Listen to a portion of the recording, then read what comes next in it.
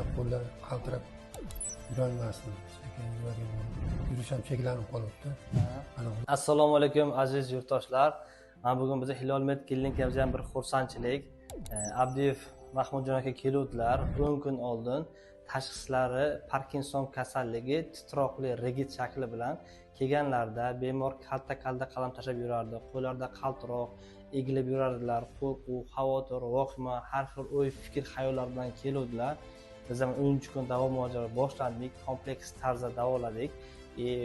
Neuropatologlar jamoasi birgalikda professor Farruh Sadiqovni ko'rib, dorilar dozalab berdik. Bugun hozir o'zlaridan so'raymiz, holatlari qanaqa, kelganda qanaqa edilar? Mahmudjon aka, kelganda qanaqa edingiz? Hozir qanaqasiz? Ochiq oydin sizga o'xshagan kasallar, qiynalib yurgan kasallar ko'p. Ochiq oydin ayting.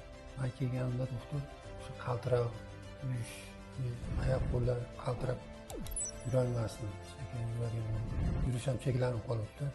Mana Xudoga shu sizlarga kelib, yaxshi bo'lib tuzalib ketishga bugun javob yo'qmi ketyapman. Xudoga shukur. Yaxshida hozir? Yaxshi. Bemalol 2 kilometr beri, 2 kilometr beriga borib aylanib yuribsiz. 3-4 kilometr yuryapman. Yurasiz, ha?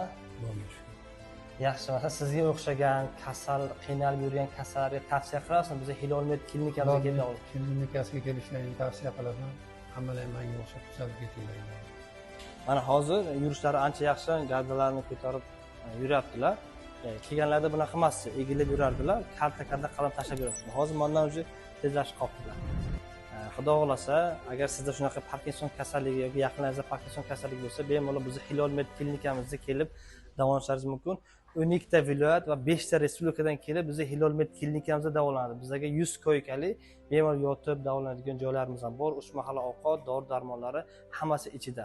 Agar sizga shunaqa kasallik bo'lsa, pastdagi raqamlar orqali bog'lanib, biz Hilol Med klinikamizga tashrif buyurishingiz mumkin.